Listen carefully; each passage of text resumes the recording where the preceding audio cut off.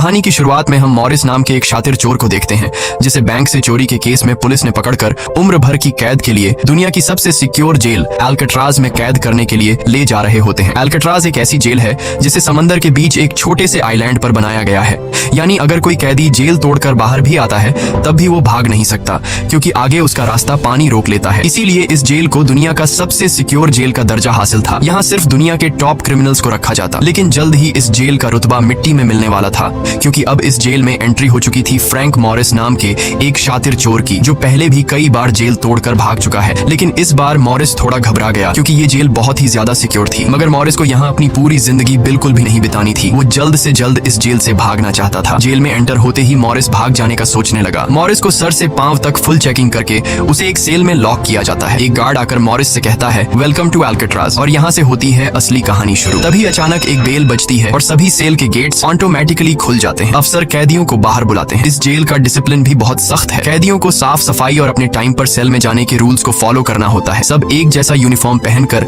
Line में breakfast खाने आ जाते हैं। मॉरिस के सामने लिटमस नाम का एक कैदी होता है। मॉरिस पूछता है कि मुझे तो कांटा ही नहीं मिला, अब मैं नूडल्स कैसे खाऊंगा। लिटमस उसे कहता है अबे ये तेरा घर नहीं है, जो तुझे मिला है उसे चुपचाप खा ले। तभी वुल्फ नाम का एक खतरनाक कैदी मॉरिस को चिढ़ाने लग जाता है। वुल्फ से जेल में हर एक कैदी तंग था। वो यहाँ हर एक कैदी पर अपनी मनमानी चलाता था और उस पर बलात्कार के ढेर सारे केस भी हैं। इस जेल में एक से बढ़कर एक खतरनाक कैदी रखे जाते हैं। यहाँ लिटमस मॉरिस से थोड़ा खाना मांगता है और इस दौरान मॉरिस उसे अपनी प्लेट दे देता है। जब मॉरिस टेबल के नीचे से देखता है तो उसे पता चलता है कि लिटमस खुद खाना नहीं खा रहा बल्कि वो चूहे को दे रहा है। रात को एक गार्ड मॉरिस को वार्डन के पास लेके जाता है। जब मॉरिस वार्डन के ऑफिस में पहुंचता है तो वार्डन मॉरिस से कहता है कि मैं जानता हूं कि तुम बहुत ही शार्प माइंड हो और बहुत इंटेलिजेंट भी हो, लेकिन वो सब यहाँ किस काम का, क्योंकि तुम्हारे जैसे यहाँ कितने आए और गए पर यहाँ से कोई बच नहीं पाया। यहाँ कैदी बहुत ही स्ट्रिक्ट रूल्स फॉलो करते हैं। 2 महीने में एक बार ही कोई तुमसे मिलने आ सकता है और वो भी तब अगर मेरा मूड अच्छा हो। वार्डन बहुत ही सख्त इंसान है जो जरा सी गलती पर भी कैदियों को बहुत ही स्ट्रिक्ट पनिशमेंट देता है। वार्डन कहता है यहाँ से भागने का सोचना भी मत, नहीं तो तुम्हारे टुकड़े टुकड़े कर दिए जाएंगे। जिस पर मॉरिस जवाब देता है नहीं सर, आपके होते हुए यहाँ से कौन भागने का सोच सकता है। लेकिन असल में पहले दिन से ही मॉरिस के दिमाग में यहाँ से भागने की प्लानिंग शुरू हो चुकी थी। इस दौरान मॉरिस मौका देखते ही वार्डन का नेल कटर चुरा लेता है, जो वैसे तो बहुत ही छोटी सी चीज थी, पर मॉरिस को पता था कि एल्काट्राज जैसे जेल में इस छोटे से नेल कटर से भी बहुत बड़ा काम लिया जा सकता है। मॉरिस वापस सेल में आते ही इस नेल कटर को बाइबल में छुपा देता है। अगले दिन बाथरूम में वुल्फ फिर मॉरिस को परेशान करने लगता है, पर इस बार मॉरिस उसे छोड़ने वाला नहीं था। अब मॉरिस अपना असली रूप दिखाता है और उसे पकड़कर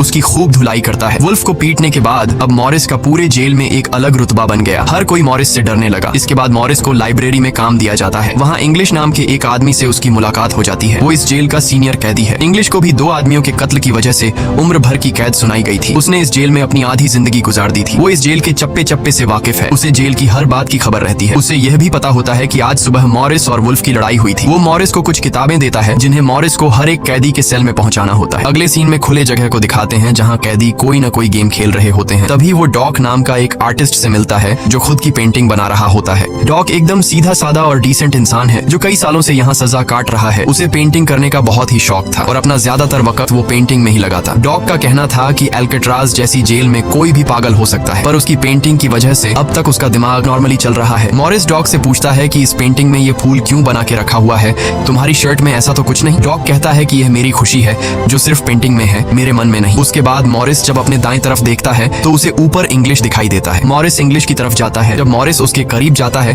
तो उसके चेले मॉरिस को रोक देते हैं। तब इंग्लिश इशारा करता है कि अपना ही आदमी है, आने दो। मॉरिस उसके पास जाकर बैठ जाता है और तुरंत अपने दिल की बात छेड़ देता है। मॉरिस उससे कहता है कि यहाँ से बचने में आप मेरी मदद करेंगे। ये बात सुनकर इंग्लिश तो हंस पड़ता है। देखो बेटा, ये महज सिर्फ जेल नहीं है, ये हम सबकी कब्र है। यहाँ से निकलना है तो पहले हमें मरना पड़ेगा, तब जाके हमारी डेड बॉडी यहाँ से कब्रिस्तान तक पहुँच पाएगी। चलो मान भी लो कि तुम इन बड़ी दीवारों पर चढ़ भी गए और उसके बाद खतरनाक फोर्सेस को क्रॉस भी कर लिया और किसी जादुई शक्ति से तुम यहाँ के सैकड़ों गार्ड से बचकर जेल से बाहर भी निकल जाओ, तब भी यहाँ से भाग नहीं पाओगे क्योंकि आगे तुम्हारा रास्ता समुंदर रोक लेगा। इसलिए टाइम बर्बाद मत करो और चुपचाप सजा काट लो, कम से कम जिंदा तो बचे रहोगे। लेकिन मॉरिस अपने इरादे का पक्का था। वो हर हाल में इस जेल से भागना चाहता था। उस रात एक अफसर मॉरिस को बताता है कि तुम्हें कल से कारपेंट्री का काम दिया गया है। 1 घंटे का 50 सेंट्स दिहाड़ी भी दी जाएगी। मॉरिस फौरन इस काम के लिए राजी हुआ क्योंकि उसे लगा कि वहाँ उसे कोई ऐसा औजार मिल सकता है जिससे उसके भागने में काम आ सकता है। अगले दिन मॉरिस लिटमस से यहाँ से बचने का रास्ता पूछता है। लिटमस कहता है अरे ये तो बहुत ही आसान है, हर सेल में एक एयर एयर वेंट होता है, उसके जरिए तुम छत पर पहुंच सकते हो, वहां से शायद तुम बच पाओ। और मॉरिस की बातों पर मुस्कुराते हुए वहां से चला जाता है। तब डॉक मॉरिस को खबरदार कर देता है कि वुल्फ तुम्हारी तरफ आ रहा है। तभी वुल्फ मॉरिस पर चाकू से वार करने आता है। मॉरिस अपना कोट हाथ में लपेट कर उसके साथ लड़ने लग जाता है। इतने में एक गार्ड उसे रोकने आता है तो वुल्फ गार्ड पर भी चाकू से वार कर देता है। अब मामला बिगड़ जाता है और वॉच टावर का गार्ड शूट करने लगता है। तब जाकर मॉरिस और वुल्फ लड़ना बंद करते हैं। मॉरिस को पता नहीं था कि वॉच टावर पर भी एक गार्ड है। वो अब एक एक करके इस जेल की हर बात को नोटिस करने लग जाता है। मॉरिस और वुल्फ को गार्ड्स डी ब्लॉक में ले जाते हैं, जहाँ रात भर कैदियों को अंधेरे में रखकर टॉर्चर किया जाता है। ये एक ऐसा सेल था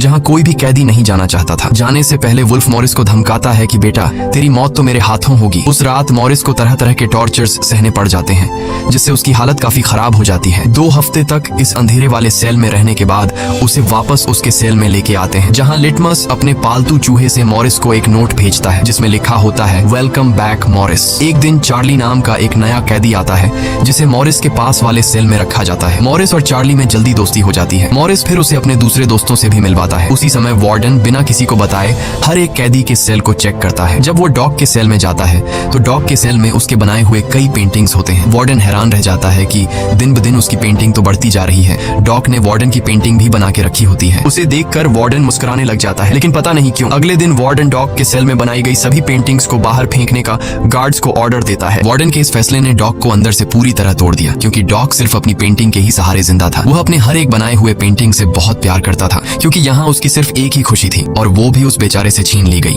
मॉरिस उसे समझाता है कि कोई बात नहीं, वो सिर्फ पेंटिंग ही तो थी, तुम और भी बना सकते हो। लेकिन डॉग इस सदमे से बाहर नहीं आ पा रहा था। अगले दिन उसे देखकर मॉरिस गार्ड से कहता है कि प्लीज डॉग पर नजर रखिए, वो बहुत ही परेशान दिख रहा है, कहीं वो खुद को नुकसान न पहुंचा ले। फिर गार्ड मॉरिस को कहता है तुम अपने काम से काम रखो। डॉग को भी मॉरिस के साथ कारपेंटर का काम दिया जाता है। तभी डॉग छुपकर मॉरिस की जेब में कुछ रख देता है। उसके बाद वो एक गार्ड को बुलाता है और कारपेंटरी के लिए दी गई कुल्हाड़ी से अपनी 3 उंगलियां काट लेता है और कहता है कि जिन उंगलियों से मैं पेंट नहीं कर सकता उनकी मुझे जरूरत नहीं है। यह कहकर वो चिल्लाने लग जाता है। तब गार्ड उसे पकड़ कर ले जाते हैं। मॉरिस देखता है कि डॉग ने उसके कोट में वही फूल डाल दिया है जिससे उसने अपनी पेंटिंग बनाई थी। शायद वो मॉरिस को बताना चाहता है कि इन लोगों ने मेरी खुशी मुझसे छीन ली। मॉरिस डॉग की कटी हुई उंगलियां उठाकर एक डिब्बे में डालता है और गार्ड को देखकर कहता है कि जाओ अपने वार्डन को दे दो, वो इसे देखकर बहुत खुश होगा। अगले दिन मॉरिस अपने सेल में बैठा होता है। तभी वो देखता है कि एक कॉकरोच एयर वेंट के अंदर जा रहा है, जिससे उसे अंदाजा हो जाता है कि यहाँ से बाहर जाने का कोई रास्ता जरूर होगा। इतने में इंग्लिश आकर बताता है कि डॉग ने खुद की उंगलियां इसलिए काटी क्योंकि उसे पेंटिंग करने की परमिशन रद्द कर दी गई थी, इसीलिए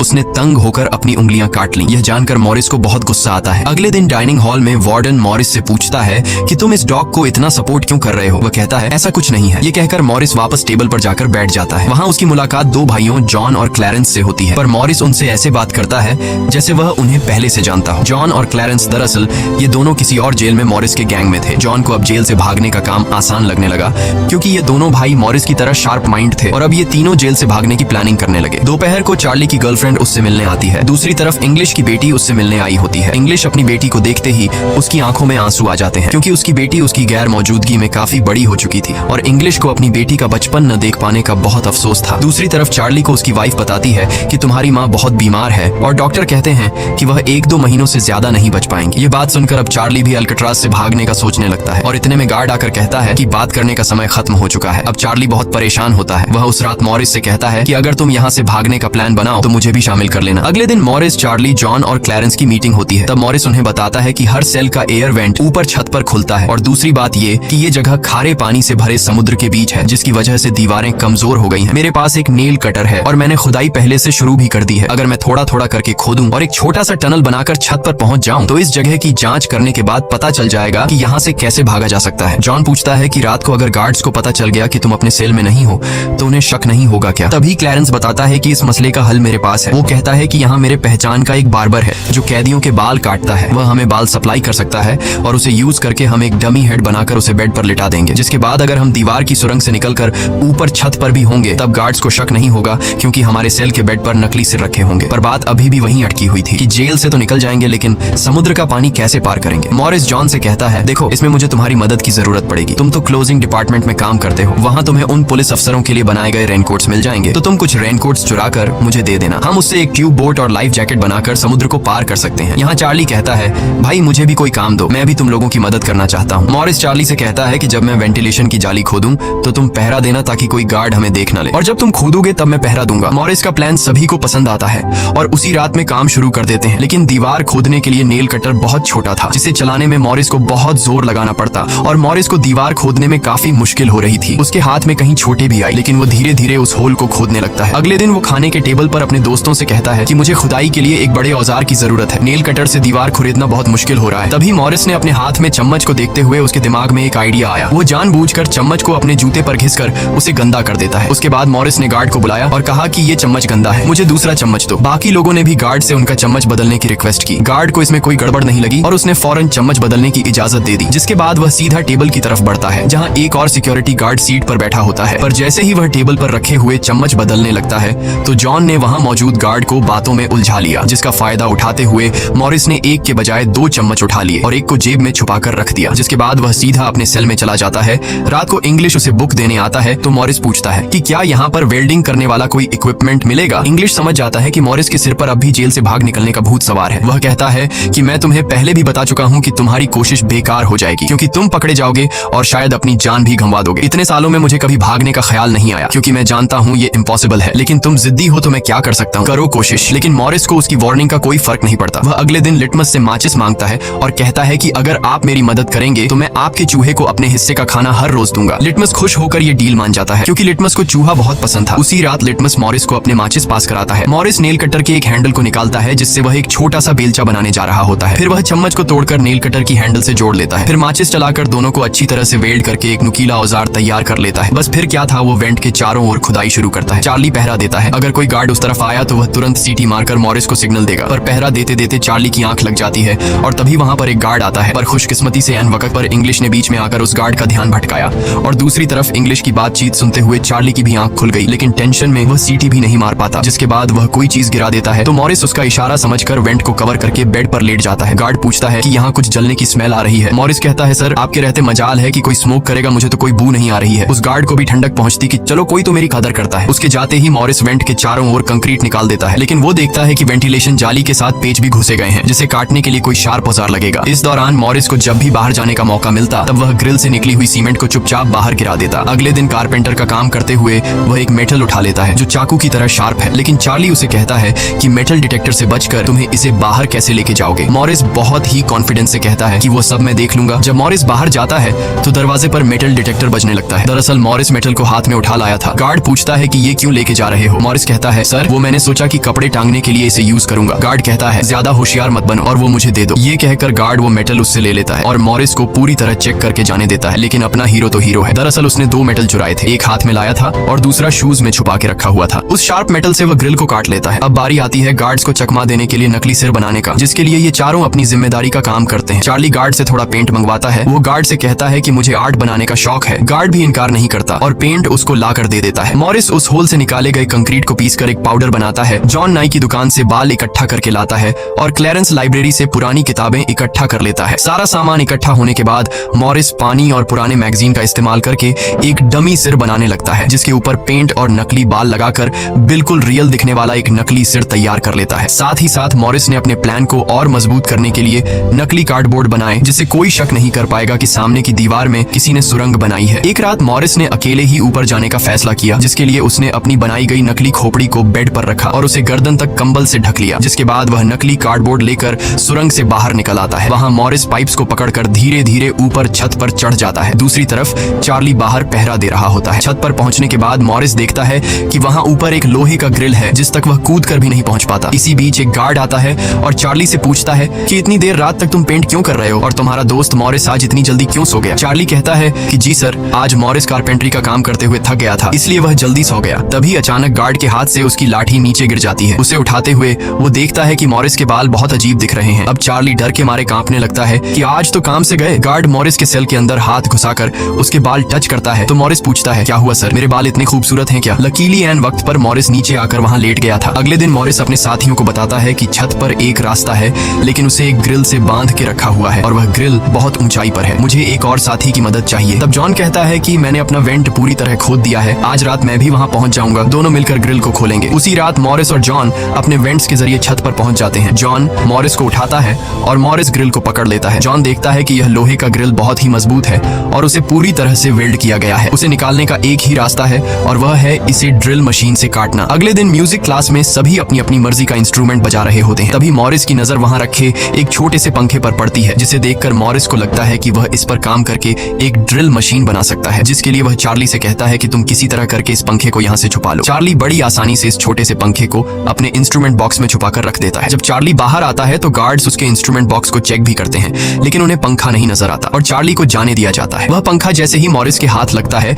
तो मॉरिस उस पर काम करना शुरू कर देता है और कई घंटों बाद मॉरिस उस पंखे से एक ड्रिल मशीन तैयार कर लेता है। उस रात मॉरिस और चार्ली छत पर चढ़कर उस लोहे की रोड को ड्रिल मशीन से काटने लग जाते हैं। ड्रिल मशीन की आवाज काफी तेज थी, जो कि ड्रिल की आवाज को सुनकर गार्ड्स ऊपर आने लगते हैं, लेकिन तब तक मॉरिस ग्रिल का एक रोड काट देता है और ड्रिलिंग की आवाज बंद हो जाती है। ड्रिल की आवाज बंद होने के बाद गार्ड उसे नजरअंदाज करके वापस चला जाता है। अब इन चारों ने भागने के लिए अपने सभी रास्ते खोल दिए थे, जिसके बाद वह मंगलवार की रात को दुनिया की सबसे सिक्योर जेल अल्काट्राज से भागने वाले थे, जिससे आज तक कोई भी नहीं भाग पाया था। अगले दिन फिर उनकी मीटिंग होती है और वह भी मूवी हॉल में, जहां सब मूवी देख रहे होते हैं। मूवी की आवाज के बीच मॉरिस जॉन और क्लैरेंस से पूछता है कि क्या तुम्हारा वेंट तैयार हुआ है और उन रेनकोट्स का क्या हुआ जिससे हम ट्यूब बोट्स और लाइफ जैकेट्स बनाने वाले थे। वह बताते हैं कि सब तैयार है, हमारा डमी सिर भी एकदम रेडी है, बस बच निकलने की देरी है। अगली सुबह नाश्ते के दौरान मॉरिस ने डॉग की दिए हुए फूल को टेबल पर रखा। वार्डन ने जब इस फूल को देखा तो वार्डर उनकी टेबल पर आकर वहां रखे हुए फूल को मसल देता है। ये देखकर लिटमस को बहुत गुस्सा आता है, क्योंकि ये फूल डॉग का फेवरेट था और डॉग मर चुका था। लिटमस तो गुस्से में उस पर हमला करता है कि एक तो तुमने डॉग को मार दिया और दूसरी तरफ तुम उसकी दी गई एक छोटी सी निशानी को भी नहीं छोड़ रहे हो। लेकिन जैसे ही वह वार्डन पर हमला करता है, उसे अचानक हार्ट अटैक आ जाता है और वह नीचे गिर पड़ता है। मॉरिस को वार्डन पर बहुत गुस्सा आता है और चारों उसी रात बच निकलने का फैसला करते हैं। मॉरिस आधी रात का इंतजार कर रहा होता है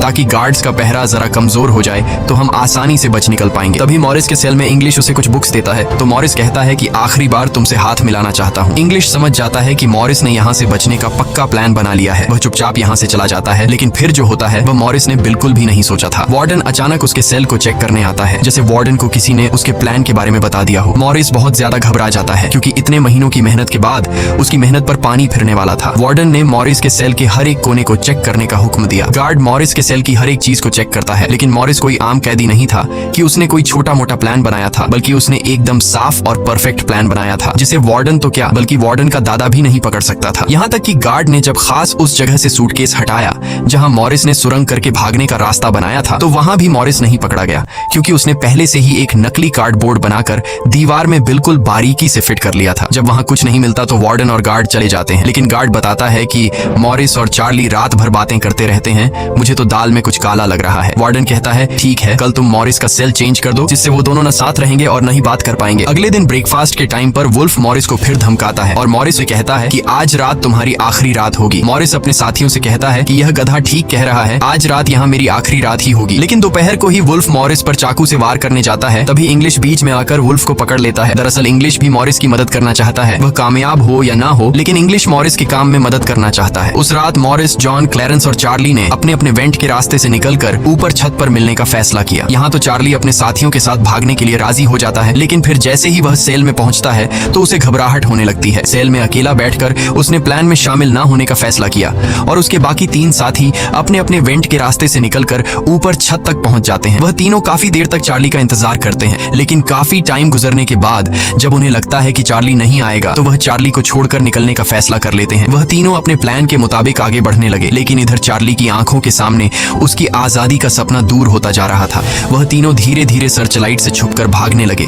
इस तरह से वह छुप छुप कर बिल्डिंग के एंड पर पहुंच जाते हैं। तभी सेल में बैठे चार्ली के दिल में जोश आता है और वह भी भागने का इरादा कर लेता है। वह अपने वेंट के रास्ते से निकलकर ऊपर छत तक पहुंच जाता है, लेकिन अब बहुत देर हो चुकी थी, क्योंकि वह अकेला वहां ऊपर के उस दरवाजे तक नहीं पहुंच पा रहा था। यानी उसने अपनी आजादी का मौका डर की वजह से गंवा दिया। दूसरी तरफ वह तीनों छत पर पाइप से लटक कर नीचे जमीन पर आ जाते हैं और टावर में बैठे सिक्योरिटी गार्ड की नजरों से बचते हुए जेल की आखिरी दीवार तक पहुंच जाते हैं। और फिर वह तीनों बारी बारी उस फेंस की दीवार पर चढ़कर जेल से बाहर निकल आते हैं। अब वह तीनों तेजी से दौड़ते हुए समंदर के किनारे आ गए। फिर वह तीनों रेनकोट को निकालकर उसमें मुंह के जरिए हवा भरने लग जाते हैं। मुंह से भरने में उन्हें काफी टाइम लग रहा था, लेकिन इसके अलावा उनके पास कोई दूसरा रास्ता नहीं था। इसीलिए वह तीनों अपनी पूरी जान लगाकर जैसे तैसे करके रेनकोट से बनी ट्यूब बोट को आखिरकार फुला देते हैं और बोट को पानी में डाल देते हैं। इस तरह से यह तीनों अल्काट्राज के रुतबे को मट्टी में मिलाते हुए भाग जाते हैं। अगली सुबह एक गार्ड हर सेल को चेक कर रहा होता है। शुरुआत में गार्ड को सब कुछ नॉर्मल दिखाई देता है, लेकिन जब वो चार्ली के पास पहुंचते हैं तो चार्ली अपने सेल में भूत की तरह खड़ा होता है और दिल ही दिल में खुद को ताने दे रहा होता है कि काश कल रात को थोड़ा सा हिम्मत जुटा लेता तो शायद बाकी लोगों के साथ बच निकल जाता। गार्ड पूछता है कि तुम्हारा दोस्त यह इतनी देर तक क्यों सो रहा है। यह कहकर वो मॉरिस के सेल में जाकर उसे आवाज देता है, लेकिन मॉरिस की तरफ से कोई जवाब नहीं मिलता। तो गार्ड को गुस्सा आता है और वो सेल खोलकर उसे बालों से पकड़कर उठाने की कोशिश करता है, लेकिन जब गार्ड उसे जोर से ऊपर की तरफ खींचता है तो सिर नीचे गिर जाता है। यह देखकर गार्ड के पैरों तले जमीन ही खिसक गई, क्योंकि मॉरिस अब सेल में नहीं बल्कि बाहरी दुनिया के मजे ले रहा है। बेड पर तो उसने अपना डमी हेड छोड़ दिया था, जिसके बाद पूरे अल्काट्राज में सायरन बजने लग जाते हैं। पूरे जेल में यह बात फैल गई कि जेल से कुछ कैदी भाग चुके हैं, जिसके बाद वार्डन जेल के चप्पे चप्पे में उन तीनों को ढूंढने लगता है। जब वो तीनों जेल के अंदर नहीं मिलते तो वार्डन समुद्र में एक सर्च ऑपरेशन चलाता है। वार्डन को यकीन नहीं होता कि वो तीनों बच निकल गए। उसे लगता है कि जरूर तीनों पानी में मरे होंगे, पर अंदर ही अंदर वार्डन जानता था कि वो तीनों बहुत ही स्ट्रांग थे। उन तीनों ने समुद्र के पानी को पार करके अब आजादी का सांस ले रहे होंगे। वार्डन से हेडक्वार्टर के अफसर सवाल पे सवाल उठा रहे होते हैं, तुम क्या सो रहे थे जब वो तीनों बच निकले। वार्डन बहुत ही टेंशन में होता है, लेकिन तभी वहां पर वार्डन को डॉग का वही फेवरेट फूल मिलता है। इसका मतलब ये था कि मॉरिस वार्डन से डॉग का बदला भी लेना चाहता था। तब सर्च टीम का हेड आकर बताता है कि सर, हर तरफ सर्च हो चुका है, लेकिन उनकी बॉडीज नहीं मिली। अब वार्डन अपनी नौकरी और खुद की इमेज बचाने के लिए उसे कहता है कि जैसा मैं कहता हूँ वैसे रिपोर्ट लिखो कि उन तीनों ने बचने की कोशिश की, लेकिन वो तीनों पानी में डूबकर मर गए। लेकिन वॉल्टन की इस बात पर किसी को भी भरोसा नहीं हुआ, जिसके बाद मॉरिस अल्काट्राज जेल तोड़ने से पूरी दुनिया में जीनियस के नाम से मशहूर हुआ। इस घटना के 1 साल के बाद अल्काट्राज जेल को बंद कर दिया गया, क्योंकि अब इसकी कोई गारंटी नहीं थी कि यहाँ से कोई बच नहीं सकता। इस तरह से सच्ची कहानी पर बनाई गई ये फिल्म खत्म हो जाती है। अगर वीडियो आपको अच्छी लगी हो तो हमारे चैनल को सब्सक्राइब और वीडियो को लाइक जरूर कीजिएगा।